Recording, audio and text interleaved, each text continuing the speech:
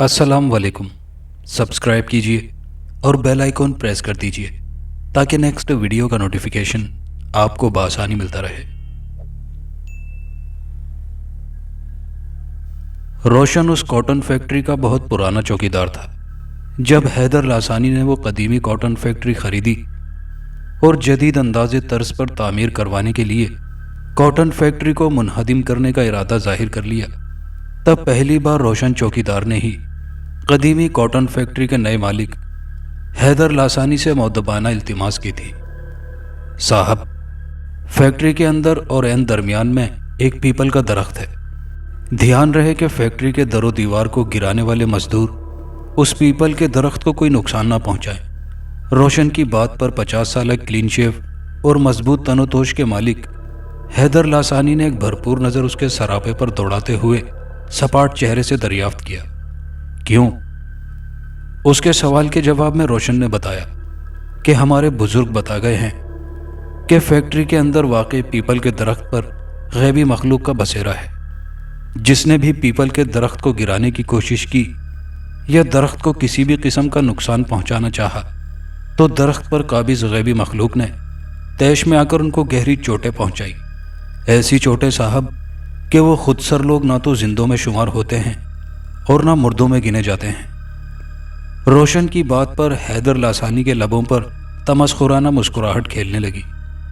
अच्छा, और तुम्हारे बुजुर्ग क्या बता गए हैं? उसने तमस्खुर से हैदर लासानी से दरियाफ्त किया, जो सादा लोग रोशन न समझ सका और उसे अपने बुजुर्गों की बताई हुई बातें तफसील से बताने लगा। रोशन ने बताया कि कदीमी कॉटन फैक्ट्री के वस्त में खड़ा पीपल का दरख्त उसके बुजुर्गों के बुजुर्ग और उन बुजुर्गों के बुजुर्ग के ज़मानों से यूं ही कायमो दाइम है। किसी ने उस पीपल के दरख्त पर कभी खिज़ांतें नहीं देखी, चाहे कोई भी मौसम हो। पीपल का वो दरख्त हर मौसम में देखने वाली नज़रों ने हरा भरा ही देखा है। सियाने कह गए हैं कि किसी भी दरख्त पर खिज़ां का असर अंदाज ना होना इस बात का सबूत है कि उस दरख्त पर खुदा की कोई गैबी मखलूक बसेरा किए हुए है, और ऐसी नादीदा मखलूक उस वक्त तक किसी इंसान को नुकसान नहीं पहुंचाती जब तक कोई इंसान उन्हें छेड़े ना या उन्हें जाने अनजाने कोई नुकसान ना पहुंचा बैठे। हैदर लासानी ने रोशन की बात सुनी ज़रूर, लेकिन कोई ख़ास अहमियत और तवज्जो न दी। चंद दिनों बाद हैदर लासानी को फैक्ट्री का मंजूर शुदा नक्शा हासिल हो गया, तो उन्होंने अपने एक भरोसे के आदमी शराफत हुसैन को कदीमी फैक्ट्री गिरवाने का काम सौंप दिया। फ़ौरन से भी पहले मजदूर तलब कर लिए गए और बग़ैर बुनियादों की खड़ी महज लाल ईंटों से तामीर की गई कदीमी फैक्ट्री को मिसमार करने का काम का आगाज़ कर दिया गया। यह कदीमी कॉटन फैक्ट्री तक़सीम पाकिस्तान से कबल अंग्रेज़ों के दौरे हुकूमत की यादगार थी। बग़ैर बुनियादों के तामीर की गई ये कॉटन फैक्ट्री बेहद मजबूत थी। रोशन से कबल इस कदीमी कॉटन फैक्ट्री की निगरानी के फ़राइज़ अंग्रेज़ों के वक्त में उसका दादा अंजाम दिया करता था। फिर ये जिम्मेदारी रोशन के वालिद ने अपने कांधों पर ले ली और अपनी ही ज़िंदगी में चौकीदारी का ये मनसब रोशन के हवाले कर दिया। यूँ बरसा बरस से कदीमी कॉटन फैक्ट्री की निगरानी यही लोग कर रहे थे।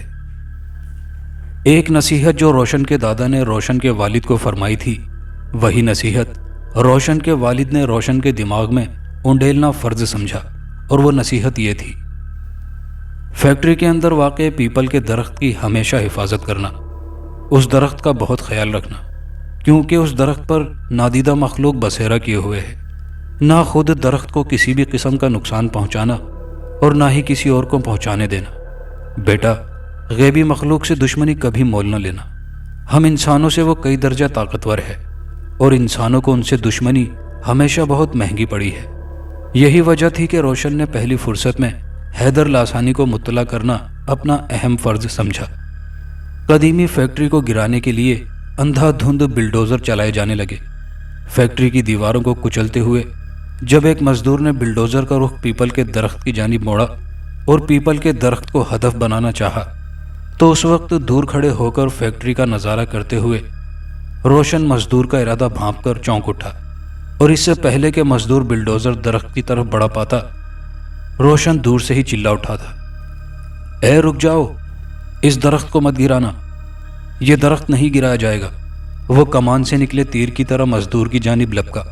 اگر بروقت اس کی نظریں نہ پڑتی تو مزدور بلڈوزر کی مدد سے پیپل کے درخت کو ایک شدید ضرب یا دھکا لگا چکا ہوتا۔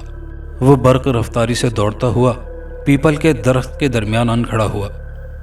یہ درخت نہیں گرایا جائے گا، اس نے اکھڑی سانسوں کے دوران دوبارہ اپنا جملہ دہرایا۔ تیز دوڑنے کے باعث اس کا چوڑا سینہ تیزی سے اوپر نیچے ہو رہا تھا۔ ناک کے نتنوں سے گھوڑے کی پھنکاروں سے مشابہ سانسیں خارج ہو رہی تھی۔ وہ اپنی غضبناک نظروں سے بلڈوزر چلانے والے مزدور کو اس طرح غصے سے گھورے جا رہا تھا جیسے سارا قصور اسی کا ہو، حالانکہ اس مزدور نے روشن کی پہلی آواز پر بلڈوزر روک دیا تھا۔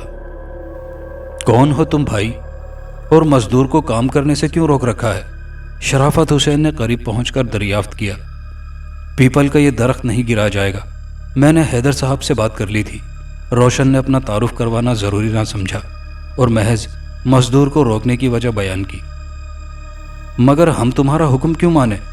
مجھے حیدر صاحب کی طرف سے یہ حکم ملا ہے کہ قدیمی کاٹن فیکٹری کی ایک ایک اینٹ ڈھا دی جائے، ہر یادگار مسمار کر دی جائے، پھر ہم اس درخت کو کیوں کر چھوڑ دیں؟ شرافت حسین نے بحث کی۔ مجھے کچھ نہیں معلوم، میں صرف اتنا جانتا ہوں کہ اس درخت کو کوئی بھی کسی بھی قسم کا نقصان نہیں پہنچائے گا۔ روشن نے لمبی بحث میں پڑنا ضروری نہ سمجھا اور دو ٹوک اپنا مقصد بیان کر دیا۔ ایک معمولی سے درخت کے لیے روشن کو اس قدر جذباتی ہوتے دیکھ کر شرافت حسین قدرے نرم پڑ گیا۔ مگر کیوں؟ اس درخت سے تمہاری کوئی وابستگی ہے؟ شرافت حسین نے دریافت کیا۔ نہیں، اس درخت پر غیبی مخلوق کا بسیرا ہے۔ روشن کے جواب پر ناصر ٹھیکیدار شرافت حسین کے لب مسکرا اٹھے، بلکہ وہاں موجود مزدوروں میں سے جس نے بھی روشن کا جواب سنا بے اختیار ہنس پڑا۔ اگر غیبی مخلوق کا بسیرا ہے تو پھر تمہیں زیادہ فکر مند ہونے کی ضرورت نہیں، انہیں کسی انسان کی مدد کی ضرورت نہیں، وہ اپنے مسکن کا تحفظ خود کر لیں گے۔ تم درمیان سے ہٹ جاؤ اور مزدوروں کو اپنا کام کرنے دو۔ اب کی بار شرافت حسین نے ذرا سخت لہجہ اپنایا۔ میں نے کہا نا، یہ درخت نہیں گرایا جائے گا، کیوں اپنی جان پر مصیبت لانے کے در پہ ہو؟ روشن نے بھی سخت لب و لہجہ اپنایا۔ شرافت حسین نے اسے نرمی اور سختی ہر طرح سے سمجھانے کی ہر ممکن کوشش کی، لیکن جب اسے کسی دیوار کی مانند اپنی جگہ اٹل پایا تو اس نے مجبوراً حیدر لاسانی کو اطلاع کرا دی۔ چند لمحے ہی گزرے ہوں گے کہ غیظ و غضب کی تصویر بنے حیدر لاسانی وہاں آن دھمکا۔ کیا بدتمیزی ہے یہ روشن؟ کیوں تم نے مزدوروں کو کام کرنے سے روک رکھا ہے؟ تمہارا دماغ تو ٹھیک ہے؟ حیدر لاسانی چوٹ کھائے ناک کی طرح پھنکارا۔ میں نے کسی مزدور کو کام کرنے سے نہیں روکا صاحب، میں نے صرف اتنا کہا ہے کہ اس درخت کو نہیں گرایا جائے گا، اس پر ہوائی مخلوق کا بسیرا ہے۔ کیا فرق پڑے گا صاحب اگر اس درخت کو چھوڑ دیا جائے؟ نادیدہ مخلوق کے غیظ و غضب کو جگانا اچھی بات نہیں، یہ مرتے دم تک انسان کی جان نہیں بخشتے۔ روشن نے ایک بار پھر حیدر لاسانی کو سمجھایا۔ کیوں چھوڑ دیا جائے اس درخت کو؟ اور فرق بھی پڑے گا، اس درخت کو گرانا بے حد ضروری ہے۔ ہم نہیں چاہتے کہ ہماری فیکٹری کا کوئی بھی حصہ بدنما لگے۔ آئی سمجھ؟ حیدر لاسانی نے روشن کو گھورتے ہوئے کہا اور شرافت حسین کو کام شروع کرنے کا اشارہ کیا۔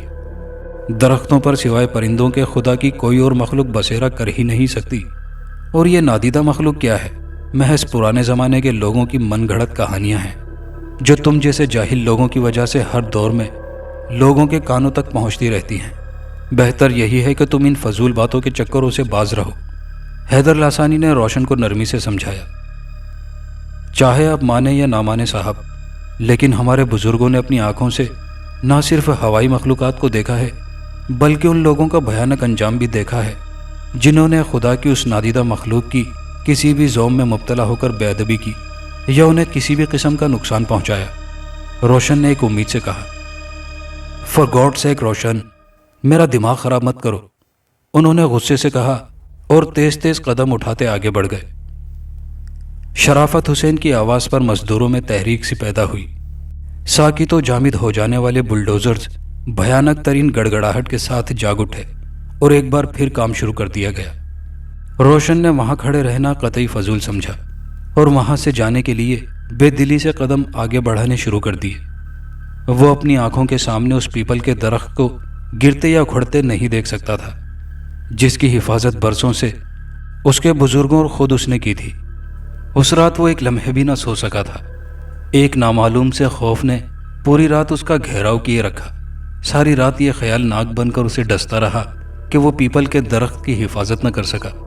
پیپل کے درخت کی حفاظت و نگرانی کا حکم اس کے دادا کو ایک باروب مردانہ غیبی آواز کی طرف سے ملا تھا۔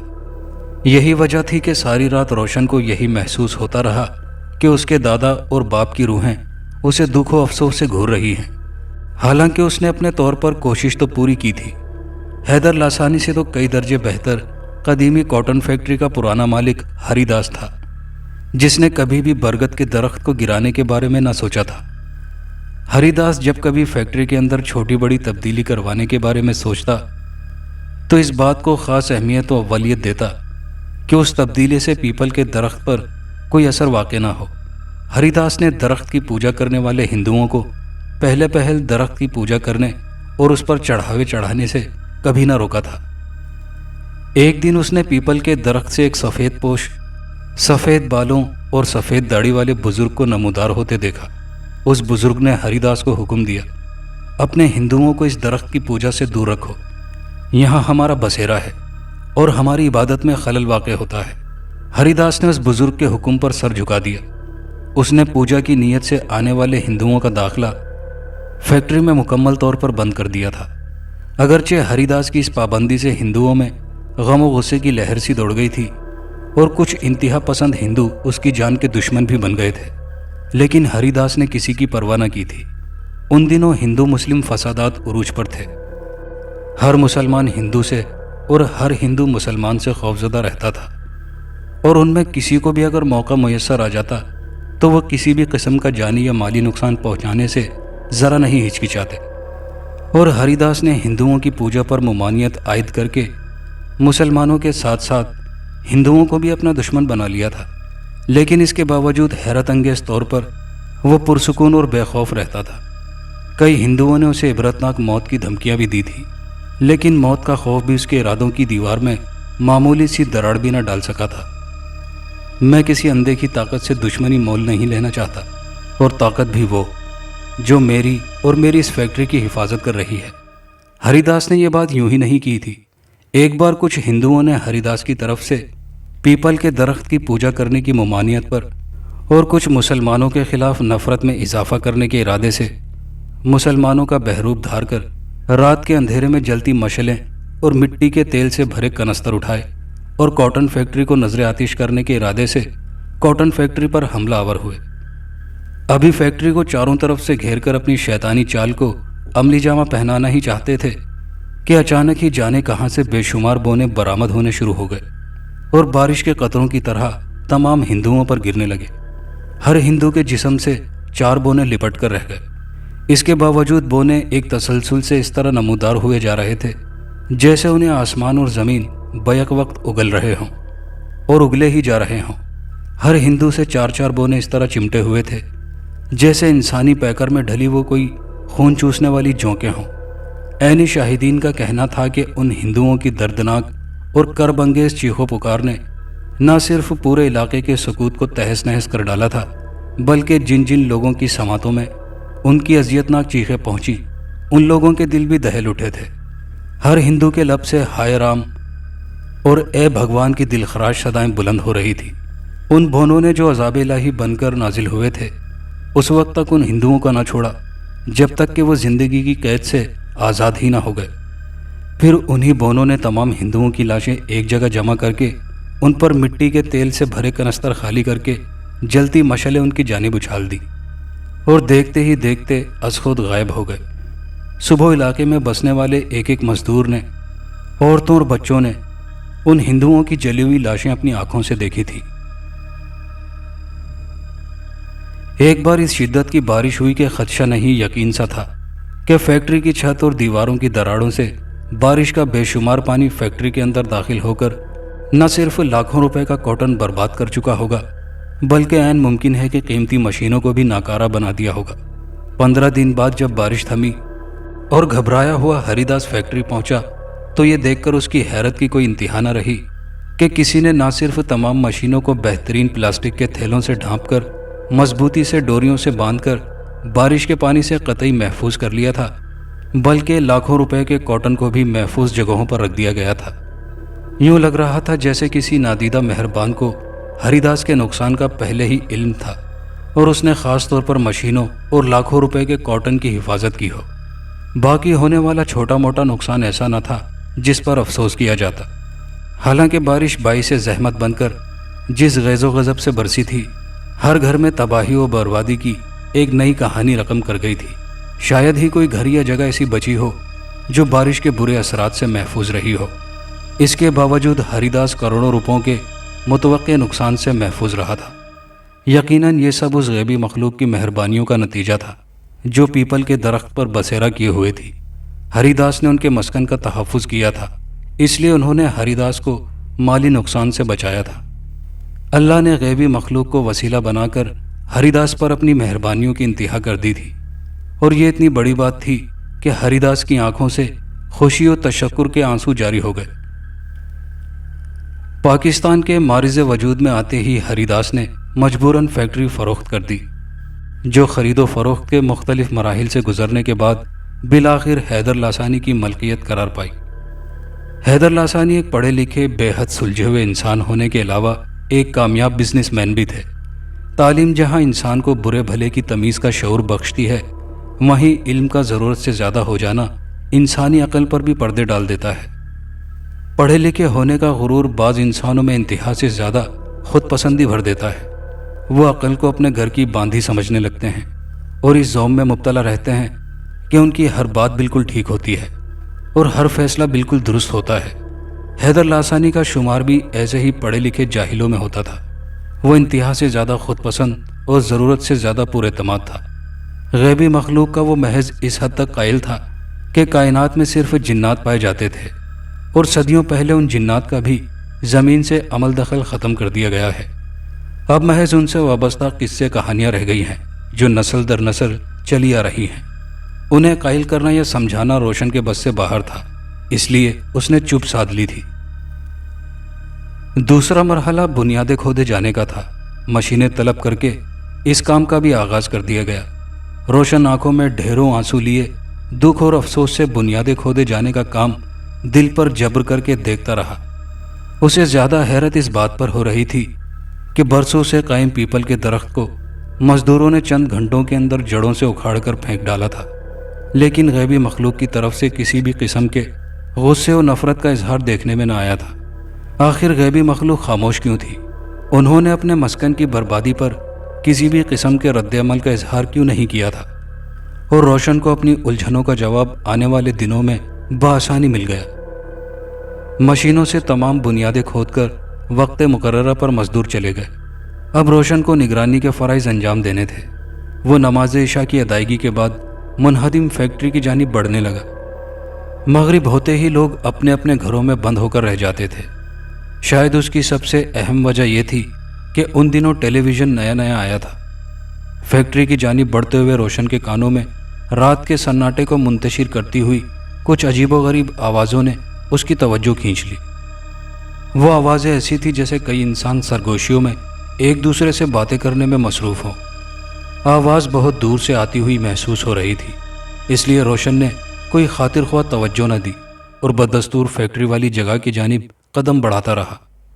वो जूं फैक्ट्री के नज़दीक होता जा रहा था, सरगोशियों की आवाज़ करीब से करीब तर महसूस होने लगी।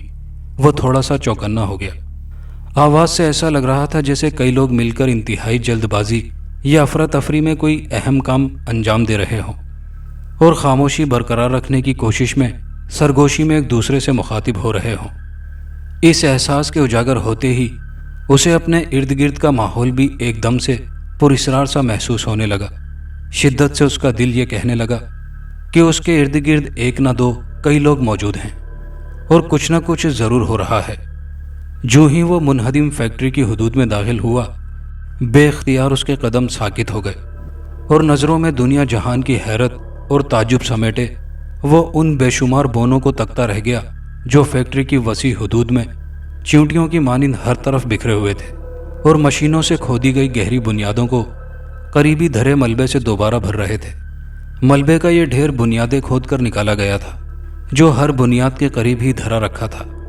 हैरत अंगेज़ और नाकाबिले यकीन बात جس نے روشن کے جیتے جاگتے وجود کو بت کی مانند ساکت ہو جانے پر مجبور کر دیا تھا، وہ یہ تھی کہ وہ انگنت بے شمار بونے، کھودی گئی بنیادیں بھرنے جیسا مشکل اور کٹھن کام کسی اوزار یا کسی مشین سے سر انجام دینے کی بجائے اپنے چھوٹے چھوٹے ہاتھوں سے سر انجام دے رہے تھے۔ انتہائی ناقابل بیان پھرتی سے وہ بونے اپنے چھوٹے چھوٹے ہاتھوں کے کٹوروں میں ملبے کے ڈھیر سے مٹی بھر کر لے جاتے اور گڑھے میں پھینک کر پلک جھپکنے سے قبل لوٹ آتے۔ تمام کے تمام بونے، جن کی گنتی مشکل ہی نہیں ناممکن تھی، یہی ایک کام انجام دینے میں بری طرح مصروف تھے۔ سرگوشیوں سے مشابہ آوازیں انہی کے لبوں سے بلند ہو رہی تھی، تاہم روشن یہ قطعی نہ جان سکا کہ وہ اپنی زبان میں ایک دوسرے کو کیا کہہ رہے تھے، نیز کہ وہ کون سی زبان بول رہے تھے۔ البتہ ان کی آوازوں کا شور بہت زیادہ تھا۔ کون ہو تم لوگ؟ یہ کیا کر رہے ہو؟ رک جاؤ! روشن پر طاری سکوت جوں ہی ٹوٹا، وہ چیختے ہوئے بونوں کی جانب دوڑا۔ ابھی اس نے 2-4 قدم ہی بڑھائے تھے کہ ایک بار پھر اسے ٹھٹک کر رک جانا پڑا۔ وجہ معقول تھی، بے شمار بونے محض چند لمحوں میں تمام بنیادیں پاٹ کر اگلے ہی لمحے اپنی اپنی جگہوں سے از خود غائب ہو چکے تھے۔ روشن حیرت اور غیر یقینی سے آنکھیں پھاڑے چاروں اطراف گھوم کر رہ گیا تھا، لیکن بے شمار بونے تو دور کی بات، کسی ایک بونے تک کا کہیں کوئی وجود نہ تھا۔ عجیب و غریب آواز میں ہونے والی سرگوشیاں بھی بونوں کے غائب ہوتے ہی تھم کر رہ گئی تھی۔ ایک بار پھر گہری خاموشی اور سناٹے کا راج تھا۔ یا الہی، یہ کیا ماجرا ہے؟ کہیں میں کوئی خواب تو نہیں دیکھ رہا؟ لیکن یہ ناقابل یقین سچائی اس کا خواب نہ تھی۔ اس بات کا سب سے اہم اور منہ بولتا ثبوت وہ تمام بنیادیں تھی جو بونوں نے بھر کر برابر کر دی تھی اور جو اس کی نظروں کے سامنے ہی تھی۔ پھر کیسے وہ آنکھوں دیکھی سچائی کو جھٹلا سکتا تھا؟ روشن چکرا کر رہ گیا تھا۔ یہ اس کی زندگی کا سب سے انوکھا واقعہ تھا۔ آج سے قبل وہ اس قسم کے ناقابل یقین واقعے سے دوچار نہ ہوا تھا۔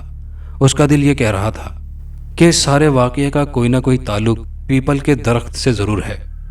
شاید یہ پیپل کے درخت پر بسیرا کرنے والی غیبی مخلوق کا اعلان جنگ تھا۔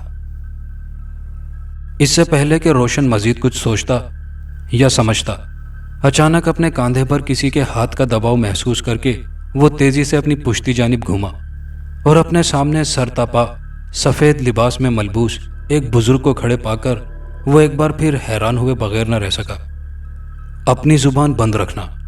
بجلی کی کڑک اور بادلوں کی گرج سے مقابلہ کرتی ہیبتناک آواز بزرگ کے لبوں سے ادا ہوئی اور بنا کسی خاص وضاحت کے اسے ایک جملے کے ادا کرتے ہی وہ بزرگ بھی ایک دم سے اپنی جگہ سے غائب ہو گئے۔ روشن اپنی جگہ ساکت و جامد کھڑا صورتحال کو سمجھنے کی کوشش کرنے لگا۔ صبح جب بنیادوں کی بھرائی کی اطلاع حیدر لاسانی کی پردہ سماعت تک پہنچی تو وہ پاگل کتے کی مانند بلبلا اٹھا۔ تم کیا سو رہے تھے؟ اس نے غصے کا پہلا وار روشن پر کیا۔ شرافت حسین بھی اپنی شرافت کو پسے پشت دھکیلتے اسے غضبناک نظروں سے گھورے جا رہا تھا۔ تم نے یہ بھی نہیں دیکھا کہ یہ کمینی اور ذلیل حرکت آخر کس نے کی؟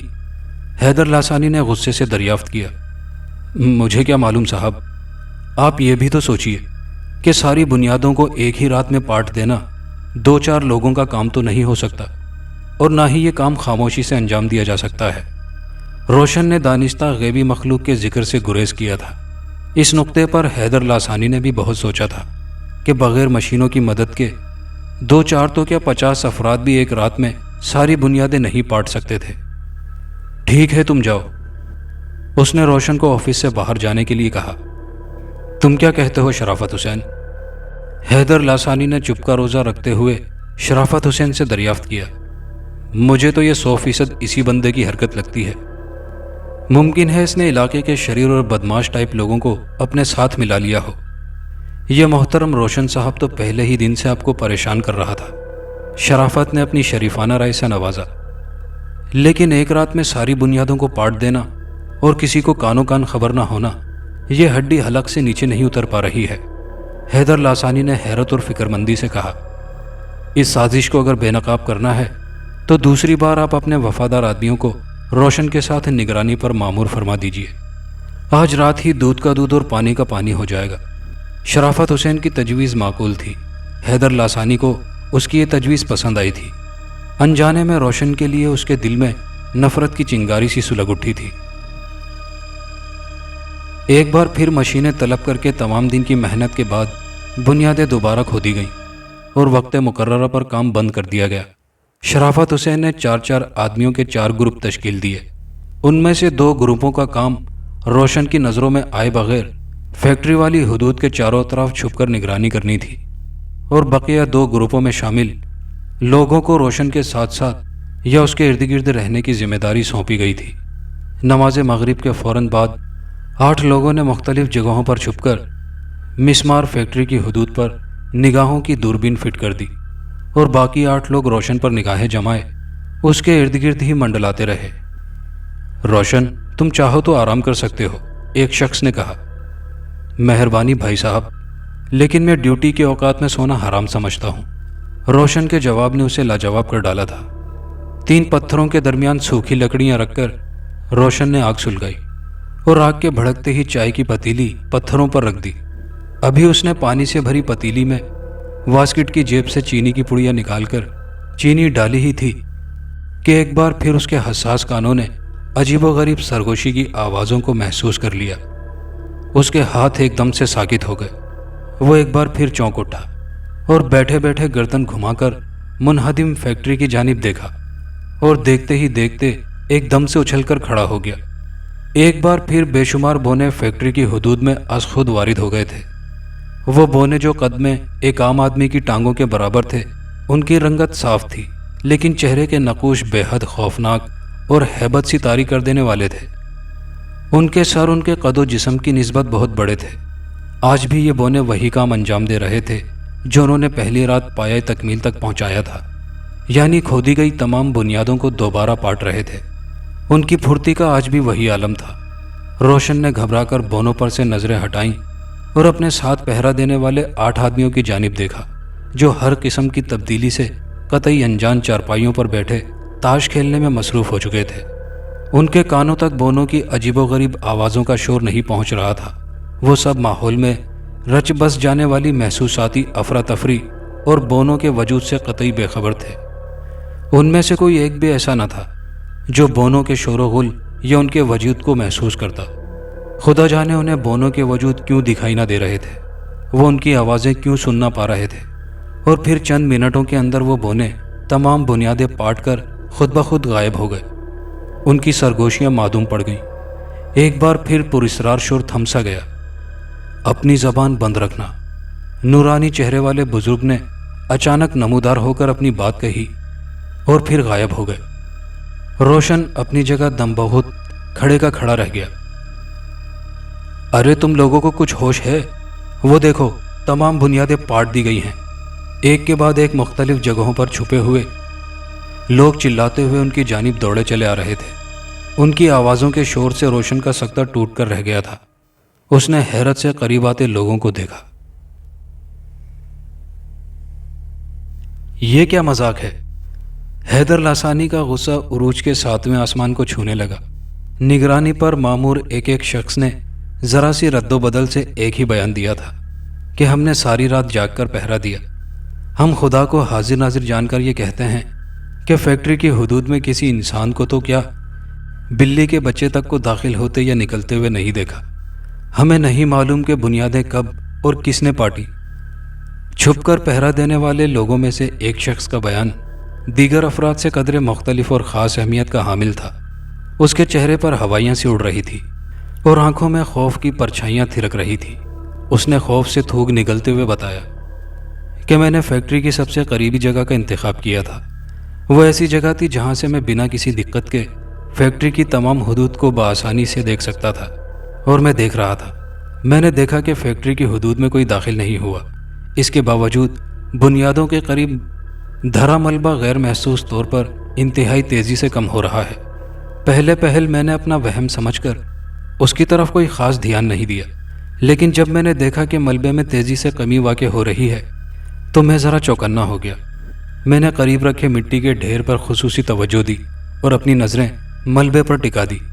میرا یقین کیجئے صاحب، میں نے اپنی ان 2 گناہگار آنکھوں سے یہ ناقابل یقین منظر دیکھا کہ ملبے کے ڈھیر میں کمی واقع ہو رہی ہے اور بنیاد کے لیے کھودا گیا گڑھا خود بخود بھر رہا ہے، اور یہ صورتحال تمام بنیادوں کے ساتھ یکساں وقوع پذیر ہو رہی تھی۔ اور پھر صرف چند ہی منٹوں کے اندر تمام بنیادیں برابر کر دی گئیں۔ یہ کارروائی کسی پراسرار وجود کی ہی ہو سکتی ہے، کوئی غیبی قوت، نادیدہ مخلوق، جسے لاکھ کوشش کے باوجود میری نظریں دیکھنے سے قاصر رہیں۔ اس شخص کے بیان پر حیدر لاسانی کا چہرہ ایسی گھڑی کی مثال بن کر رہ گیا تھا جو پورے 12 بجے بند ہو کر رہ جاتی ہو۔ وہ یہ سوچ کر بیزار ہو اٹھا کہ جانے اسے روشن جیسے کتنے جاہلوں کا سامنا کرنا پڑے گا۔ یہاں تو ہر دوسرے بندے پر غیبی مخلوق کا بھوت سوار تھا۔ روشن مسلسل یہی سوچ کر پریشان ہو رہا تھا کہ جو کچھ وہ 2 راتوں سے دیکھ رہا تھا وہ صرف اسے ہی کیوں دکھائی دے رہا تھا۔ کل رات اس کے ساتھ مل کر 16 لوگ مسمار فیکٹری کی نگرانی پر مامور تھے، لیکن ان میں سے کسی ایک شخص نے بھی وہ سب نہیں دیکھا جو اس نے خاص طور پر دیکھا۔ آخر غیبی مخلوق کی یہ مہربانی اسی پر کیوں ہو رہی تھی؟ کیا محض اس وجہ سے کہ اس نے پیپل کے درخت کو گرانے کی مخالفت کی تھی، حیدر لاسانی کو روکنے کی ہر ممکن کوشش کی تھی، یا پھر پیپل کے درخت کو جڑوں سے اکھاڑ پھینکنے پر درخت پر بسیرا کرنے والی غیبی مخلوق حیدر لاسانی کو سزا دے رہی تھی، اور روشن پر یہ سب اس لیے عیاں کیا جا رہا تھا کہ وہ اس عبرتناک کہانی کا چشمدید گواہ ثابت ہو؟ شاید ایسا ہی تھا۔ بہرحال اس نے بزرگ کے حکم پر اپنی زبان بند ہی رکھی تھی اور بنیادیں پاٹنے والی کارروائی سے اپنے سائے تک کو انجان رکھا ہوا تھا۔ تیسری بار پھر بنیادیں کھودی گئی۔ اب کی بار حیدر لاسانی نے ہتھیاروں سے لیس نگران مقرر کیے اور حکم دیا کہ چاہے کوئی نظر آئے یا نہ آئے، لیکن جو ہی بنیادوں کو بڑھتے ہوئے محسوس کرو، چاروں طرف سے فائر کھول دینا، چاہے وہ نادیدہ دشمن ہی کیوں نہ ہو، بچ کر نہیں جانا چاہیے۔ لیکن حیدر لاسانی کی یہ کوشش بھی بیکار ثابت ہوئی، سوائے بے شمار بارود کے ضیاء کے کچھ ہاتھ نہ آیا، ہونی ہو کر رہی، اور تیسری بار بھی بنیادیں نہایت سہولت سے پاٹ دی گئیں۔ اس طرح تو میری یہ فیکٹری کبھی تعمیر نہ ہو سکے گی، اس مسئلے کا کوئی حل تو ہوگا۔ حیدر لاسانی بے حد پریشان ہو اٹھا تھا۔ حل تو ہے، لیکن آپ مانیں گے نہیں، شرافت حسین نے کہا۔ بتاؤ، انہوں نے ایک امید سے کہا۔ ہمارے محلے میں ایک بزرگ رہتے ہیں، عزت و احترام سے اہل محلہ انہیں سید صاحب سے پکارتا ہے۔ ان کے کشف و کرامات کے بڑے چرچے ہیں۔ اگر آپ مناسب سمجھیں تو میں ان سے آپ کی اس پریشانی کو بیان کروں، ممکن ہے وہ کوئی مناسب حل پیش کر سکیں۔ حیدر لاسانی 3 راتوں میں مسلسل پیش آنے والے ان انوکھے واقعات سے ذہنی طور پر اس قدر پریشان ہو اٹھا تھا کہ وہ اپنی عادت کے برخلاف فوراً سے راضی ہو گیا۔ رات کو روشن اپنی چارپائی پر بیٹھا چائے سے شغل فرما رہا تھا کہ اچانک وہی سفید پوش بزرگ نمودار ہوئے۔ بے اختیار روشن اپنی چارپائی سے اٹھ کھڑا ہوا اور سوالیہ نظروں سے بزرگ کے پرجلال چہرے کی طرف دیکھا۔ سوالیہ نظروں سے اس لیے کہ حیدر لاسانی نے 2 روز کے لیے کام بند کروا دیا تھا۔ پھر یہ بزرگ اب کیا کہنے آئے تھے؟ تمہیں زبان کی بندش سے آزاد کیا جاتا ہے، بزرگ نے کہا، اور اگلے ہی لمحے غائب ہو گئے۔ صبح حیدر لاسانی نے روشن کو اپنے آفس میں طلب کیا۔ آفس میں ان کے اور شرافت حسین کے علاوہ ایک 60-65 برس کے باروب اور نورانی چہرے والے ایک بزرگ بھی براجمان تھے۔ یہ بزرگ سید صاحب تھے اور شرافت حسین کی زبانی تمام کہانی سن کر خود ہی تشریف لے آئے تھے۔ انہوں نے پہلی فرصت میں روشن سے ملنے کی خواہش ظاہر کی تھی، اس لیے روشن کو طلب کیا گیا تھا۔ تم نے فیکٹری کی حدود میں واقع پیپل کے درخت کو گرانے کی کیوں مخالفت کی تھی؟ سید صاحب نے پہلا سوال روشن سے کیا۔ کیونکہ پیپل کے اس درخت پر غیبی مخلوق کا بسیرا تھا، روشن نے ادب سے جواب دیا۔ تم نے کبھی اپنی آنکھوں سے کسی غیبی مخلوق کو دیکھا تھا؟ میرا مطلب ہے کہ پیپل کے درخت سے نکلتے یا اس میں داخل ہوتے ہوئے۔ سید صاحب نے اپنی نظریں روشن کے چہرے پر ٹکا سی دیں۔ جی نہیں، لیکن مجھے اپنے دادا کی باتوں پر پختہ یقین ہے، اس نے مضبوط لہجے میں جواب دیا۔ سید صاحب کے لب مسکرا اٹھے۔ کیا تم جانتے ہو کہ مسلسل 3 راتوں سے کھودی گئی بنیادیں برابر کر دینے کا کام کون انجام دے رہا ہے؟ سید صاحب نے شفقت بھرے لہجے میں سوال کیا۔ جی میں جانتا ہوں، روشن کے غیر متوقع جواب نے حیدر لاسانی اور شرافت حسین کو چونکنے پر مجبور کر دیا تھا۔ غصے اور ضبط کی انتہائی زیادتی نے حیدر لاسانی کے چہرے پر سرخی دوڑا کر رکھ دی تھی۔ اگر روشن کو اس بات کا علم تھا کہ بنیادیں کون بھر جاتا تھا تو اس نے حیدر لاسانی سے یہ بات کیوں چھپائے رکھی تھی؟ کیا تم بتانا پسند کرو گے؟ سید صاحب نے نرمی و محبت سے التجا کی۔ ذرا سی گھبراہٹ کے بعد روشن نے 3 راتوں کی آنکھوں دیکھی کہانی منوان بیان کر دی۔ یہ جھوٹ بول رہا ہے، بکواس کر رہا ہے، میں اس کے بیان پر یقین نہیں کر سکتا۔ حیدر لاسانی ضبط نہ کر کے چیخ پڑا تھا۔ سید صاحب نے بمشکل تمام انہیں ٹھنڈا کیا اور روشن کو اشارے سے باہر جانے کے لیے کہا۔ میاں یہ شخص جھوٹ نہیں بول رہا ہے، اس کا بیان کردہ ایک ایک لفظ سچائی پر مبنی ہے۔ سید صاحب نے کہا، یعنی آپ کا مطلب ہے کہ مجھے پیپل کے درخت کو گرا دینے کی یہ سزا مل رہی ہے؟ حیدر لاسانی چڑھ کر بولا۔ ہاں، چاہے تم تسلیم کرو یا نہ کرو، سچ یہی ہے۔ سید صاحب نے ایک ایک لفظ پر زور دے کر کہا۔ میں نہیں مانتا، اس نے بدستور ہٹ دھرمی کا مظاہرہ کیا۔ سید صاحب، اس مسئلے کا کوئی حل تو ہوگا۔ شرافت حسین نے فوراً سے مداخلت کی۔ اب کی بار جب بنیادیں کھودی جائیں تو اس کام کے آغاز سے قبل ہر بنیاد پر ایک ایک کالا بکرا قربان کیا جائے اور پیپل کا درخت جتنی حدود میں پھیلا ہوا تھا ان کو چھوڑ دیا جائے، اور اگر ممکن ہو تو پیپل کے درخت کی حد کو 4 دیواری چڑھا کر مزید بے ادبی و بے حرمتی سے محفوظ کر دیا جائے۔ سید صاحب نے ایک بھرپور نظر حیدر لاسانی کے اکھڑے اکھڑے چہرے پر ڈال کر کہا، اسی میں تمہاری اور تعمیر ہونے والی فیکٹری کی بہتری پوشیدہ ہے۔ بصورت دیگر ناقابل تلافی نقصان کا چہرہ دیکھنا پڑے گا جس سے اب تک تم محفوظ ہی ہو۔ سید صاحب نے دیکھا کہ حیدر لاسانی کے لبوں پر تمسخرانہ مسکراہٹ نے ڈیرا جما لیا تھا۔ حیدر لاسانی تو سید صاحب کی بات ماننے کے حق میں نہ تھے، لیکن شرافت حسین نے انہیں سمجھا بجھا کر راضی کر ہی لیا، لہٰذا فوراً سے پہلے کئی کالے بکرے صدقے کیے گئے اور پیپل کے درخت کی تمام حدود کو زد نشان کر دیا گیا۔ ایک بار پھر مشینوں کی مدد سے بنیادیں کھودنے کا کام انجام دیا گیا۔ اس رات حیدر لاسانی اپنے خوبصورت گھر کے آراستہ و پیراستہ خوابگاہ میں نرم و ملائم بیڈ پر لیٹے کروٹیں بدلتا رہا۔ ایک نامعلوم سے ڈر و خوف نے ان کی نیند سے لڑائی لگوا دی تھی۔ وہ ساری رات یہی سوچتے رہے کہ کیا آج رات بھی بنیادیں پاٹ دی جائیں گی؟ کیا ان کی فیکٹری کبھی تعمیر ہو پائے گی؟ کیا واقعی انہیں پیپل کا درخت گرانے کی سزا مل رہی ہے؟ کیا واقعی اس ساری کارروائی میں کوئی پوشیدہ قوت کار فرما ہے؟ اس کے باوجود انہوں نے نیند کی گولیاں اپنی روزمرہ کی خوراک سے دگنی نگل لی تھی، پھر بھی اس رات انہیں نیند بالکل نہ آئی تھی۔ ڈر و خوف کے گہرے بادل پوری رات چھائے رہے۔ صبح 8 بجے انہیں شرافت حسین کی ٹیلی فون کال موصول ہوئی۔ جناب، تجربہ کامیاب رہا، کل رات بنیادیں نہیں پاٹی گئیں، مبارک ہو۔ اور انہوں نے بھی بے اختیار خدا کا شکر ادا کیا۔ بنیادوں کی کھدائی کے بعد پلرز کھڑے کر دیے گئے۔ اس دوران کوئی بھی ناخوشگوار واقعہ رونما نہیں ہوا، لیکن دیواریں کھڑی کرنے کا مرحلہ آیا تو ایک بار پھر وہی کھیل دوبارہ شروع ہو گیا۔ مزدور پورے دن کی سخت محنت کے بعد جو دیواریں کھڑی کر کے جاتے، رات کو انہی دیواروں کو ہاتھی کی جسامت رکھنے والے عجیب و غریب جانور ہاتھیوں کی ہی طرح چنگھاڑتے ہوئے نہایت سہولت سے ٹکریں مار مار کر زمیں بوس کر جاتے، اور وہ ہاتھیوں کی جسامت رکھنے والے عجیب و غریب جانور محض دیواریں گرانے پر قناعت نہ کرتے، بلکہ اپنی بھاری بھرکم پیروں تلے تمام اینٹوں کو بری طرح کچل کر اور اینٹوں کو مٹی بنا کر رکھ دیتے۔ ظاہر ہے کہ چورا چورا اینٹیں کسی کام کی نہ رہتی۔ عجیب و غریب جانوروں کی یہ کارستانی بھی روشن نے باہوش و حواس دیکھی تھی۔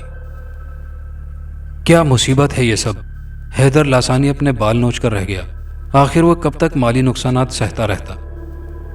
جناب عالی، دشمن کوئی انسان ہو تو اس سے نمٹا جا سکتا ہے، کسی نادیدہ دشمن کا ہم کیسے اور کب تک مقابلہ کریں گے؟ شرافت حسین نے بھی ہتھیار ڈال دیے تھے۔ ایک بار پھر سید صاحب سے رجوع کیا گیا۔ فیکٹری کی تعمیر کے ہر مرحلے پر صدقہ و خیرات کیے جائیں، اللہ اپنا کرم فرمائے گا، سید صاحب نے جواب دیا۔ لہٰذا بنیادوں کے بعد دیواروں اور پھر چھت کی تعمیر سے پہلے ہزاروں روپے صدقے و خیرات کی نظر کر دیے گئے، اور فیکٹری کی تعمیر کا کام انہی صدقات و خیرات کی وجہ سے مرحلے وار انجام پذیر ہوتا رہا۔ اگر یہ کہا جائے تو کچھ غلط نہ ہوگا کہ حیدر لاسانی کو بھی ایک ضد سی ہو گئی تھی۔ وہ اس قدیمی کاٹن فیکٹری کی جگہ جدید انداز کی گارمنٹ فیکٹری تعمیر کر کے رہیں گے۔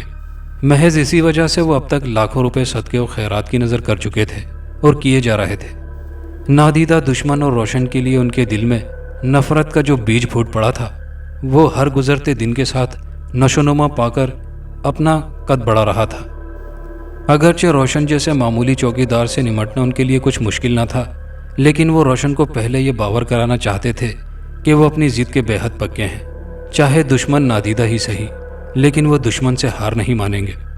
اور بالآخر خوشیوں بھری وہ گھڑی بھی آن پہنچی جب حیدر لاسانی کو ان کے دیرینہ خواب کی تعمیر میسر آ گئی، یعنی سابقہ کاٹن فیکٹری کی جگہ دور جدید کی سہولیات سے آراستہ ان کی گارمنٹ فیکٹری مکمل طور پر تعمیر ہو گئی۔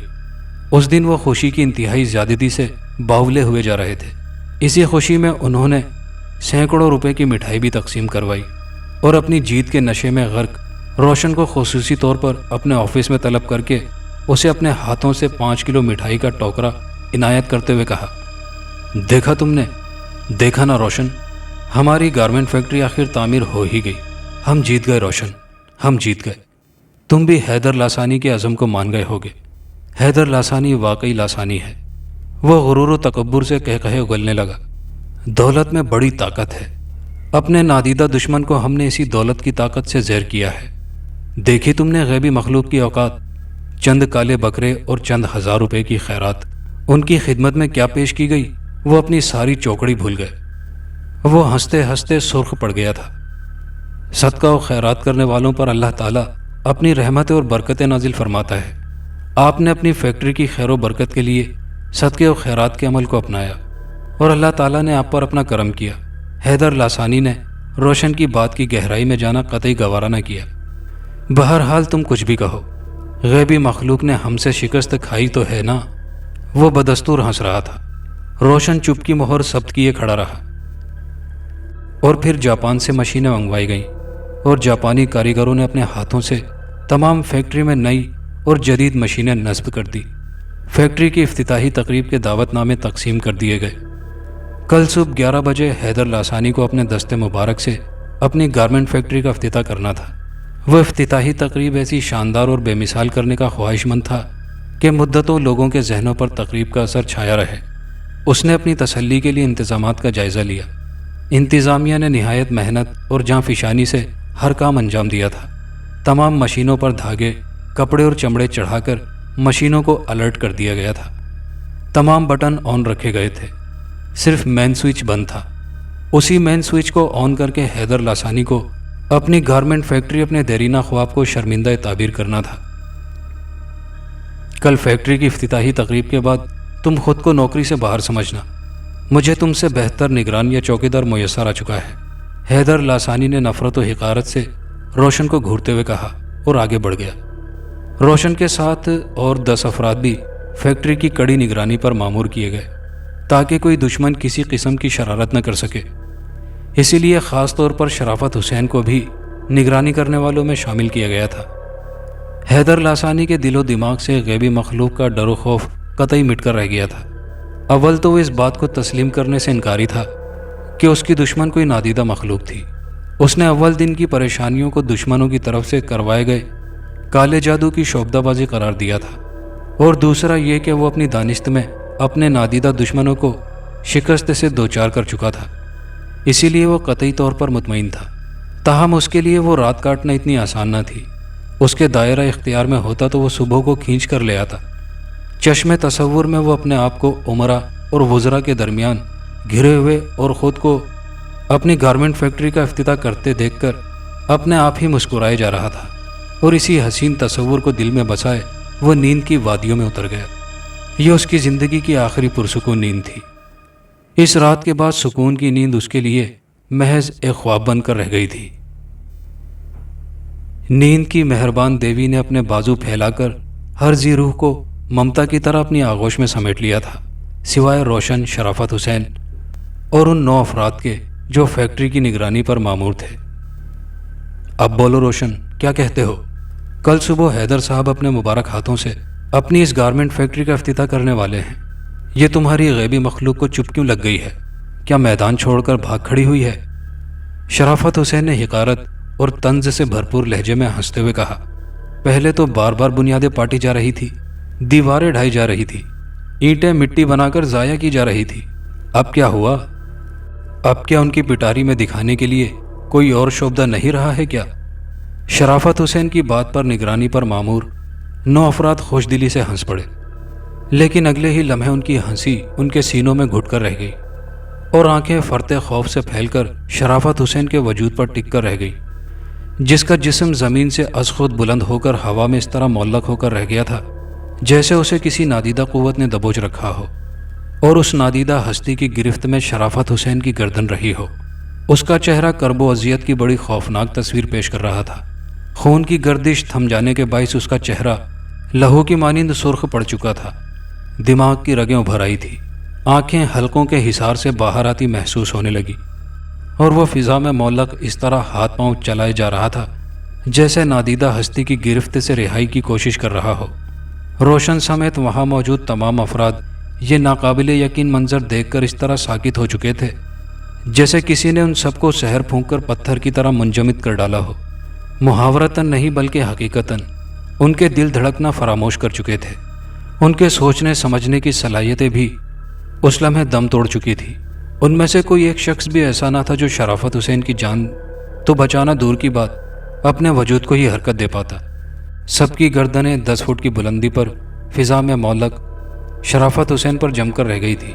اگلے ہی لمحے شرافت حسین کا وجود ہوا میں مزید بلند ہوا اور اسی رفتار سے زمین کی جانب آنے لگا، اور پھر دھپ سے شرافت حسین کا وجود زمین پر آن گرا۔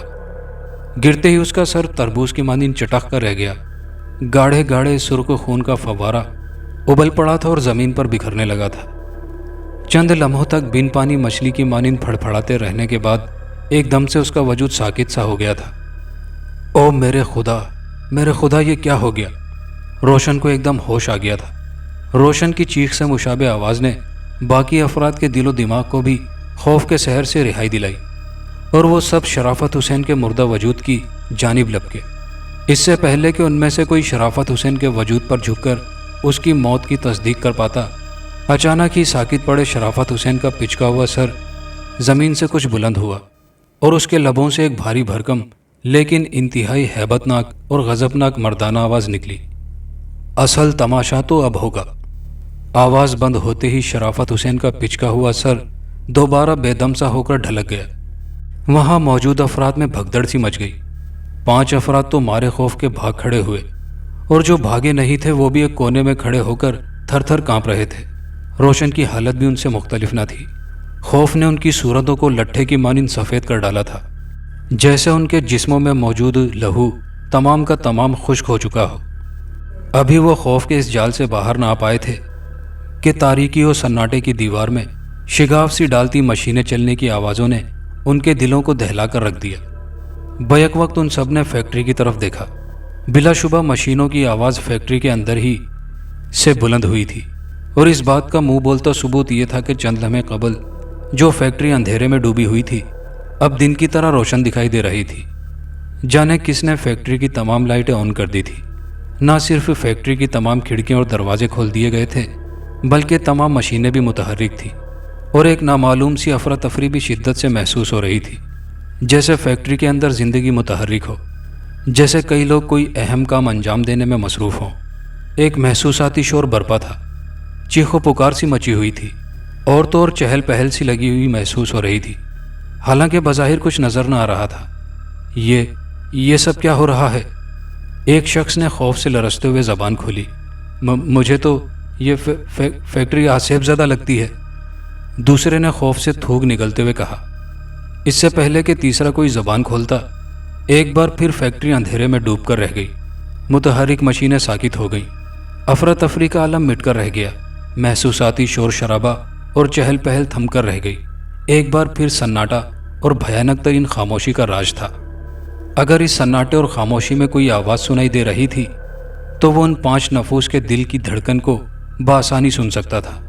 خوف نے انہیں مردوں کی طرح بے جان کر ڈالا تھا۔ شرافت حسین کے مردہ پڑے وجود سے بھی وہ بری طرح ڈر رہے تھے۔ ناقابل یقین واقعات نے انہیں مفلوج سا کر کے رکھ دیا تھا۔ یہ سب غیبی مخلوق کی کارستانیاں ہیں۔ اب وہ کھل کر حیدر صاحب سے انتقام لینے پر اتر آئی ہے۔ اللہ رحم کرے، ایک شخص نے اعتراف کرتے ہوئے کہا۔ اپنی جان کی سلامتی چاہتے ہو تو کلام الہی کی صورتوں کا ورد کرتے رہو، خصوصاً سورہ قریش کی آخری آیت کا بار بار ورد کرو، اللہ ہمیں خوف سے امن دے گا، ایک سب سے بڑی عمر کے مالک شخص نے کہا، اور فوراً سے مقدس الفاظ ادا کرنا شروع کر دیے۔ اس کی دیکھا دیکھی روشن اور بقیہ 3 اور لوگوں نے بھی پڑھنا شروع کر دیا تھا۔ ایک بار پھر اپنی جگہ سب ہل کر رہ گئے۔ فیکٹری دوبارہ روشن ہو چکی تھی، تمام مشینیں ایک بار پھر سے متحرک ہو چکی تھی۔ وہی افراتفری، چہل پہل، چیخو پکار اور شور شرابہ پھر سے جاگ اٹھا تھا۔ چند لمحوں تک جاری رہنے کے بعد پھر سے ایک دم سے تھم سا گیا۔ اس کے بعد سے گویا کھیل سا شروع ہو گیا تھا۔ کبھی فیکٹری اندھیرے کی چادر میں چھپ کر رہ جاتی، کبھی دن کے اجالے کی طرح روشن ہو جاتی، کبھی تمام مشینیں بیک وقت از خود چل پڑتی، کبھی اپنے آپ رک جاتی، کبھی چہل پہل، شور شرابہ اور چیخو پکار شدت سے محسوس ہوتی، اور کبھی ایک دم سے سب کچھ معدوم پڑ جاتا۔ آنکھ مچولی کا یہ بھیانک ترین اور لرزہ خیز کھیل پوری رات یوں ہی جاری رہا۔ اذان فجر سے چند منٹ قبل پوری فیکٹری بھیانک ترین آوازوں سے اس طرح لرز اٹھی جیسے وہ کاغذ کی بنی فیکٹری ہو، اور وہ بھیانک ترین آوازیں کسی بھاری بھرکم چیزوں کے اٹھا پٹخ کی آوازوں سے مشابہ تھی، جیسے نادیدہ مخلوق غیظ و غضب کا اظہار فرمانے کے لیے بھاری بھرکم چیزوں کو اٹھا کر دیواروں پر پٹخ رہی ہو۔ ان پانچوں میں سے کسی میں اتنی ہمت نہ تھی کہ اپنے گھر کی راہ بھاگ کھڑے ہوتے، اور نہ ہی کسی کو یہ یاد رہا کہ حیدر لاسانی کو شرافت حسین کی موت اور فیکٹری کے اندر ہونے والی پراسرار کارستانی کی اطلاع ہی کر دے۔ وہ سب ڈرے سہمے چوہوں کی طرح دم دبا کر ایک کونے میں بیٹھے مقدس الفاظ کا ورد کر رہے تھے۔ اس وقت انہیں صرف اپنی جانوں کی فکر لاحق تھی، جو بقول ان کے محض کلام الہی کے مقدس الفاظوں کا ورد کرنے کی وجہ سے محفوظ رہیں۔ جو ہی فجر کی پہلی صدا بلند ہوئی، فیکٹری میں ہونے والی دھما چوکڑی، یہ ادھم بازی بھی ایک دم سے رک گئی، اور پھر یہ سکون برقرار ہی رہا، یہاں تک کہ صبح کی سفیدی نے نمودار ہو کر اندھیرے کو نگلنا شروع کر دیا تھا۔ اور جب سورج کی پہلی کرن نے زمین کا پہلا بوسہ لیا تو حیدر لاسانی کے گھر میں رکھا ٹیلی فون اس طرح چنگھاڑ اٹھا جیسے غفلت کی نیند میں ڈوبے حیدر لاسانی کو کوس رہا ہو۔ ٹیلی فون کی چیختی بیل پر وہ ایک بھرپور انگڑائی لے کر بیدار ہوا اور ہاتھ بڑھا کر ٹیلی فون کا ریسیور اٹھا کر کان سے لگایا۔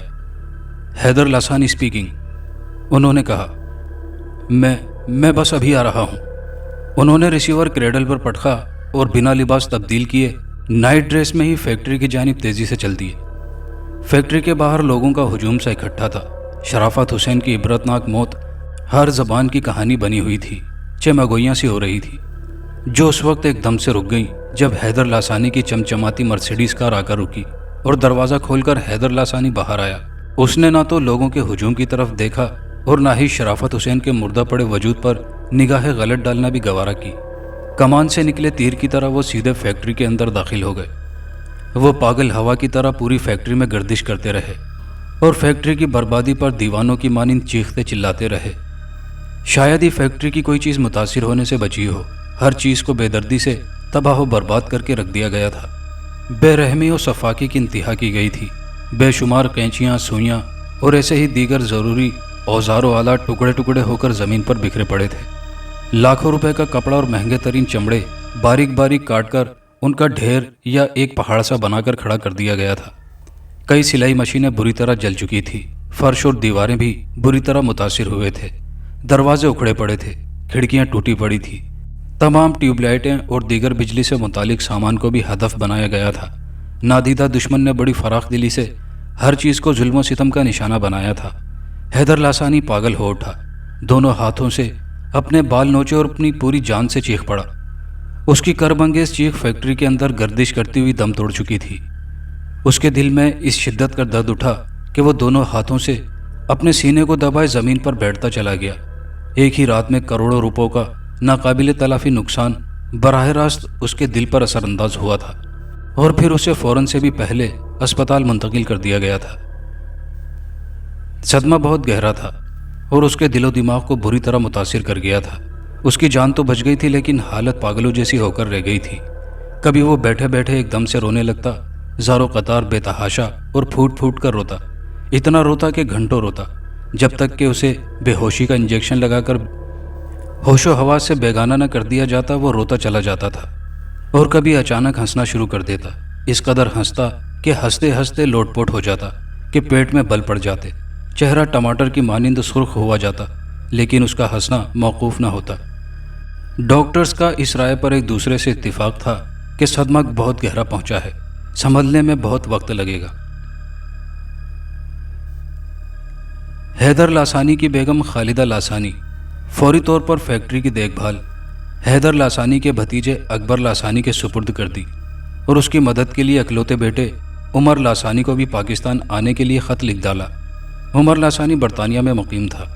اکبر لاسانی کو جب تمام کہانی کا علم ہوا تو انہوں نے پہلی فرصت میں یہ حکم صادر کیا کہ جس جگہ پیپل کا درخت واقع تھا وہ تمام جگہ باؤنڈری وال کر کے الگ کر دی جائے اور وہاں کوئی چیز تعمیر نہ کی جائے۔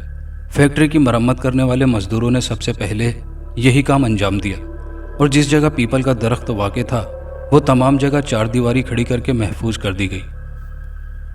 صاحب، آپ حیدر صاحب سے بہت مختلف ہیں۔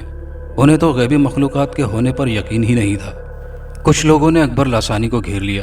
اکبر لاسانی نے یہ بات شدت سے نوٹ کی کہ ہر شخص کی زبان پر غیبی مخلوق کے انتقام کی کہانی تھی اور ہر شخص حیدر لاسانی سے ہمدردی کرنے کے ساتھ ساتھ یہ نصیحت بھی ضرور کر جاتا تھا کہ دنیا میں انسانوں، جانوروں اور چرند پرند کے علاوہ بھی خدا کی بہت سی مخلوقات پائی جاتی ہیں جنہیں اگر ہماری نظروں سے کسی مصلحت کے تحت پوشیدہ رکھا گیا ہے تو اس کا یہ مطلب ہرگز نہیں نکلتا کہ سرے سے ان کا وجود ہی نہیں ہے۔ جب حیدر صاحب کو پہلے سے ہی مطلع کر دیا گیا تھا کہ فیکٹری کی حدود میں واقع پیپل کے درخت کو نہ گرایا جائے، پھر بھی جانے انہوں نے کیوں اس ہٹ درمی کا مظاہرہ کیا تھا۔ ایک شخص نے حیرت کا اظہار کیا، خدا معاف کرے، ہمارے بزرگ کہا کرتے تھے کہ غیبی مخلوق کے انتقام کی آگ کبھی نہیں بجھتی۔ ایک بڑی عمر کے شخص نے کہا، ہمارا مشورہ تو یہ ہے صاحب کہ پیپل کا درخت گرانے سے اس پر بسیرا کرنے والی جو غیبی مخلوق بکھر چکی ہے کسی عامل کامل ہستی سے رجوع کر کے پہلے ان کو اسی جگہ جہاں چار دیواری تعمیر کرائی گئی ہے جمع کر کے اسی حدود میں قید کروا کر پھر فیکٹری کی مرمت اور کام کا آغاز کیا جائے۔ کہیں ایسا نہ ہو کہ مالی نقصان کے بعد جانی نقصان ہونے لگے۔ مشورہ برا نہیں تھا۔ بڑی عمر کے اس شخص کی بات میں وزن تھا۔ اکبر ملک سنجیدگی سے اس نقطے پر سوچنے لگا۔ عمر لاسانی کے پاکستان آنے سے قبل ہی انہوں نے ایک بزرگ کی خدمات حاصل کر لی جنہوں نے 11 دن اور راتیں اسی چار دیواری میں کاٹی اور بغیر سوئی غیبی مخلوق کو قابو کرنے کا 100% کامیاب عمل انجام دینے کے بعد چار دیواری سے باہر آئے۔ اس جگہ جنات کا بسیرا تھا جو اپنا مسکن اجاڑ دینے پر سخت غیظ و غضب میں بھرے گھوم رہے تھے۔ میں نے بڑی مشکلوں سے نہ صرف انہیں قابو کیا بلکہ اس چار دیواری تک محدود کر دیا ہے۔ اب آپ سے التماس ہے کہ اس چار دیواری کے اندر جانے سے گریز کیجیے گا۔ ان جنات کا غصہ ٹھنڈا نہیں ہوا ہے۔ جو بھی شخص اس چار دیواری کے اندر داخل ہونے کی سنگین غلطی کرے گا وہ برے نتائج کا خود ذمہ دار ہوگا۔ بزرگ نے خبردار کیا اور بنا کوئی معاوضہ لیے رخصت ہو گئے۔ اس طرف سے اطمینان حاصل ہونے کے بعد اکبر لاسانی نے متاثرہ فیکٹری کی تعمیر و مرمت کا کام شروع کروا دیا۔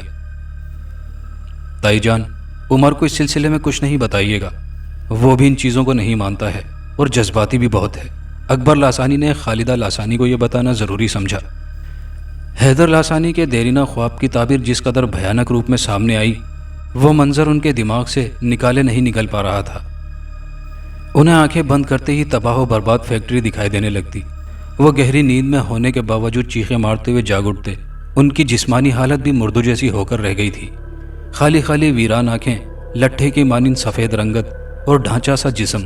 انہیں دیکھ کر، ان سے مل کر یہی لگتا تھا کہ دنیا میں وہ محض چند لمحوں کے مہمان ہیں۔ آنے والا کوئی بھی لمحہ ان کی زندگی کا چراغ گل کر سکتا ہے۔ عمر لاسانی کے پاکستان آتے ہی اکبر لاسانی نے ان کے ساتھ مل کر فیکٹری کو سنبھالا دیا۔ اگر ہمیں ڈیڈ کے ان دشمنوں کا نام و نشان مل جائے تو بائی گاڈ ہم ان کا اس دنیا سے نام و نشان مٹا ڈالیں گے۔ عمر لاسانی اپنے والد کی حالت پر اکثر غصے سے بے قابو ہو کر یہی کہتا تھا۔ ان سے اصل کہانی پوشیدہ رکھی گئی تھی کیونکہ وہ بھی حیدر لاسانی کی طرح غیبی مخلوق کے قائل نہ تھے۔ عمر بھائی، جو ہوا پلیز جانے دیجیے، اور اب بہتر یہی ہے کہ فیکٹری کی طرف بھرپور توجہ دیجیے۔ وہ فیکٹری آپ کے والد کا دیرینہ خواب ہے، اب آپ ہی انہیں ان کے خوابوں کی تعبیر دے سکتے ہیں۔ اکبر ملک نے انہیں طریقے سے سمجھایا۔ بھول جاؤں؟ ناممکن، دشمنوں کو بخشنا ہماری عادت نہیں ہے۔ عمر لاسانی نے ہٹ دھرمی کا مظاہرہ کیا۔ اکبر ملک نے ان کی توجہ ہٹانے اور ان کے دل و دماغ سے دشمنوں کو ڈھونڈ کر ان سے بدلہ لینے کا خناس نکالنے کے لیے انہیں بری طرح فیکٹری کے کاموں میں الجھا کر رکھ دیا تھا، اور پھر بالآخر دو جوان ذہنوں نے اپنی ذہانت اور صلاحیتوں کے بلبوتے پر 1 साल के अंदर फैक्ट्री को न सिर्फ मुकम्मल तौर पर संभाल लिया था, बल्कि इस फैक्ट्री को मुल्क भर की सफ़े अव्वल की गारमेंट फैक्ट्री का हकदार बना दिया था। दोनों जवानों ने दिन रात की कड़ी मेहनत और एक नए जोश और वलवले से यह मकाम इतनी जल्दी हासिल कर लिया कि हर शख्स हैरतज़दा रह गया था। हैदर लासानी की सेहत और दिमागी हालत में बेहतरी आने लगी, और जब वो मुकम्मल तौर पर सेहतमंद हो गए तो एक दिन अनजाने में अपने ऊपर गुजरी करबंगेज कहानी का एक एक वर्क उमर लासानी के सामने खोल कर रख दिया। आज भी लोग यही कहते हैं कि मुझ पर ये सारी मुसीबतें और परेशानियां पीपल के दरख्त को गिराने की वजह से आई थी। लोग कहते हैं कि पीपल के दरख्त पर किसी गैबी मखलूक का बसेरा था, जो पीपल का दरख्त गिराने से बिफर गए और मुझे अपने इंतकाम का निशाना बनाया। वो दुख से बोले। जहालत की इंतहा है। उमर लासानी ने हिकारत से मुंह सुकोड़कर जवाब दिया कि आपका दिल तस्लीम करता है इन फजूल और बेतुकी बातों को? उन्होंने हैदर लासानी से सवाल किया। सच तो यह है कि पहले मैं भी इन बातों पर यकीन नहीं रखता था, लेकिन यके बाद दीगरे पेश आने वाले नाकाबिले यकीन और अनहोने वाक़यात ने मुझे बहुत कुछ सोचने पर मजबूर कर दिया।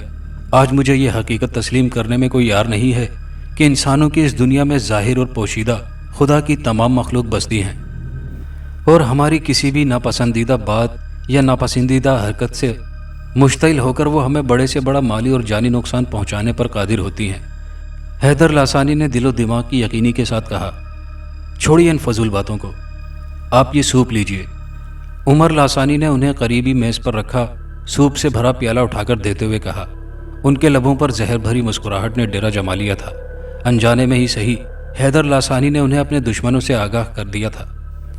उन्हें ये बात भी इसी लम्हे याद आई कि फैक्ट्री के वस्त में उन्होंने एक मुकफ़ल कमरा देखा था, जिसके बारे में अकबर लासानी ने कोई खातिर ख्वाह जवाब न दिया था।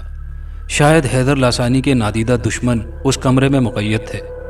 फिर यह किस तरह मुमकिन था कि बाप को मौत के मुंह में धकेलने वाले, उन्हें करोड़ों रुपयों का नाकाबिले तलाफ़ी नुकसान पहुंचाने वाले उसके इतने करीब मौजूद थे, और वो उन्हें ढूंढ ढूंढ कर पागल हुए जा रहा था। बज़ाहिर उन्होंने अपने आप को पुरसुकून रखा हुआ था, लेकिन दिल में इंतकाम की आग भड़क रही थी, और उन्होंने अपने दिल में ये अहद कर लिया था कि वो अपने बाप के दुश्मनों को किसी कीमत पर नहीं बख्शेंगे।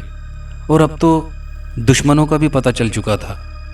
चुप बैठना उनकी नज़र में बेवकूफ़ी ही थी। उन्हें काले जादू पर तो यकीन था, गैबी मखलूक के होने पर कतई यकीन न था।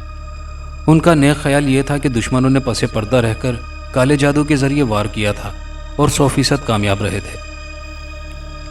हमने फैसला कर लिया है कि फैक्ट्री के अंदर वाक़े उस मुकफ़ल कमरे को हम अपने इन्हीं हाथों से आग लगाएंगे। दुश्मन अगर उस कमरे में बंद है तो हम उसे ज़िंदा जला डालेंगे।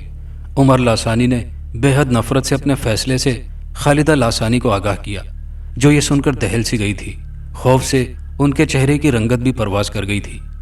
बेटा, ऐसा गज़ब मत करना, तुम्हारे डैडी अभी तक संभल नहीं पाए हैं। उन्होंने उमर लासानी को इशारे में समझाने की कोशिश की।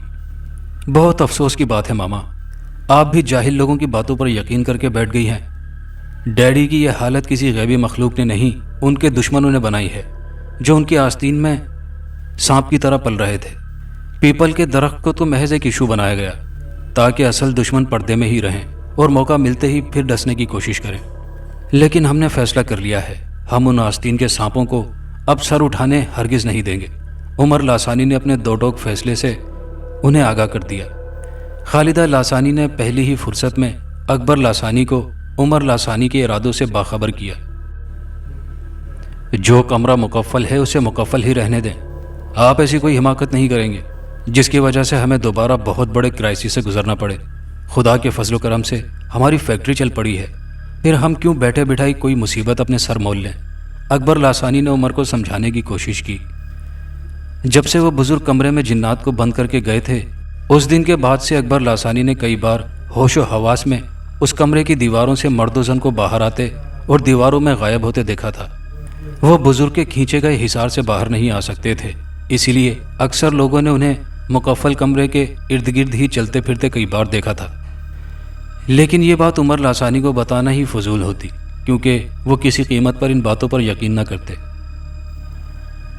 गोया लोग जो ये बकवास कर रहे हैं कि हैदर लासानी को पीपल का दरख्त गिराने पर दरख्त पर बसेरा करने वाली नादीदा मखलूक ने यह इबरतनाक सज़ा दी है, तो क्या हम उनकी बकवास सुनते रहें? हरगिज़ नहीं माय डियर कज़न, बिल्कुल नहीं। ہم ان لوگوں کو یہ بتا کر رہیں گے کہ اس دنیا میں صرف وہی مخلوق بستی ہے جو ہمیں نظر آتی ہے، جنہیں ہم دیکھ سکتے ہیں۔ کسی غیبی مخلوق کا کرۂ ارض پر کوئی وجود نہیں ہے۔ عمر لاسانی نے دو ٹوک بات کی۔ اکبر لاسانی نے خاموشی کی چادر اوڑھ لی تھی۔ اکبر لاسانی اس وقت یہ سوچ کر چپ ہو گئے تھے کہ وہ آہستہ آہستہ عمر کو سمجھا بجھا کر ایک دن قائل کر ہی لیں گے، لیکن عمر نے اکبر کو ایسا کوئی موقع فراہم کیے بغیر دوسرے ہی دن مٹی کے تیل سے بھرا کنستر ساتھ لیا اور مقفل کمرے کی طرف بڑھے۔ انہوں نے غصے کی شدت سے بے قابو ہوتے ہوئے پہلے مقفل کمرے کے باہر چاروں طرف مٹی کا تیل چھڑکا اور پھر دو تین بھرپور ضربے لگا کر مقفل کمرے کا دروازہ توڑ کر دندناتے ہوئے اندر کمرے میں داخل ہو گئے۔ انہیں روک لیجئے صاحب، وہ غصے سے پاگل ہو رہے ہیں اور مٹی کا تیل لیے کمرے کو آگ لگانے کے لیے جا چکے ہیں۔ کچھ لوگ دوڑتے ہوئے اکبر لاسانی کے پاس آئے۔ او نہیں عمر، تم پاگل انسان ہو۔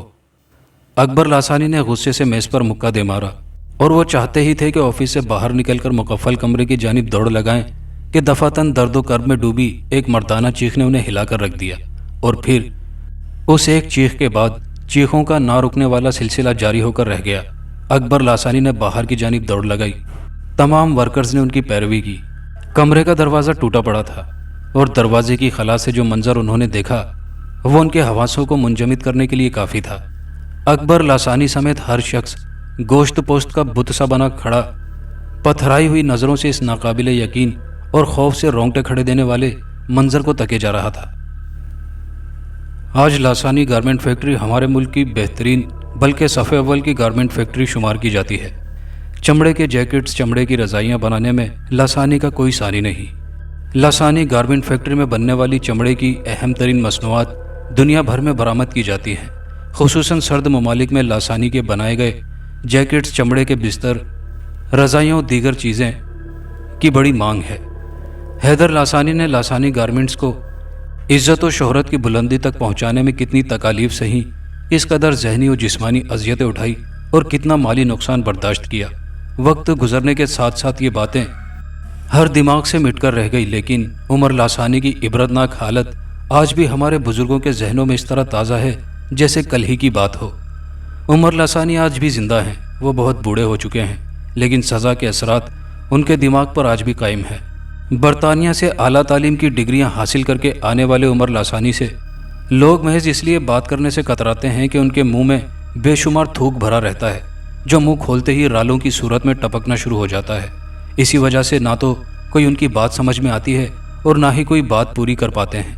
شاید آپ یقین نہ کریں، لیکن حیدر لاسانی نے ایک نوکر محض ان کی رالیں صاف کرنے کے لیے رکھا ہوا ہے۔ وہ نوکر دن میں کئی بار ان کا منہ کھول کر منہ کے اندر ہاتھ ڈال کر رومال سے ان کی رالیں صاف کرتا ہے، اور اس کراہیت آمیز گندے کام کی اس نوکر کو منہ مانگی تنخواہ دی جاتی ہے۔ حیدر لاسانی نے دنیا بھر کے ڈاکٹر سے ان کا علاج کروایا، پانی کی طرح پیسہ بہایا، لیکن اولاد نرینہ کو دوبارہ صحت دلانے میں ناکام ہی رہے۔ عمر آج ایک نیم پاگل اور ایک نیم مردہ انسانوں کی سی زندگی گزار رہے ہیں۔ وہ وقت سے پہلے بوڑھے ہو چکے ہیں، اور اپنے والد حیدر لاسانی کے بھی وہ والد نظر آتے ہیں۔ انہیں قطعی اپنا ہوش نہیں رہا ہے۔ اس عبرتناک کہانی کو احاطہ تحریر میں لانے کا مقصد محض آپ کے لیے کہانی مہیا کرنا نہیں، بلکہ یہ بتانا مقصود ہے کہ دنیا میں خدا کی ظاہر و پوشیدہ ہر قسم کی مخلوق کا بسیرا ہے، اور انسان کو یہ حق نہیں پہنچتا کہ وہ دانستہ کسی دوسری مخلوق کی زندگی میں دخل اندازی کرے، انہیں چھیڑے یا پریشان کرے۔ انسان جب بھی ایسا کرے گا عبرتناک انجام سے دوچار ہوگا، کیونکہ بہرحال یہ بھی ایک اٹل حقیقت ہے کہ ایسی غیبی مخلوق طاقت میں انسان سے کئی گنا بڑھ کر ہے۔ انسان محض اپنے علم اور عقل کی وجہ سے اشرف المخلوقات کہلاتا ہے، لیکن بعض علم والے حیدر لاسانی اور عمر لاسانی جیسے بھی ہوتے ہیں، جنہیں علم بھی عقل دینے سے قاصر رہتی ہے، اور نہ ہی بے شمار کاغذی سندیں اس بات کی ضمانت ہوتی ہیں کہ صاحب علم صاحب عقل بھی ہے۔ غیبی مخلوقات کے ہونے پر اگر آپ کا ایمان متزلزل ہے تو بے شک آپ ان کے وجود سے انکاری رہیے، لیکن اپنے کسی عمل سے انہیں زچ بھی نہ کیجیے۔ دوستو، کہانی اچھی لگی ہو تو ویڈیو کو لائک شیئر ضرور کیجیے گا، کامنٹ باکس میں اپنی رائے کا اظہار کیجیے گا، اور چینل پر نئے آنے والے دوستوں سے گزارش ہے کہ چینل کو سبسکرائب کر لیجیے۔ شکریہ۔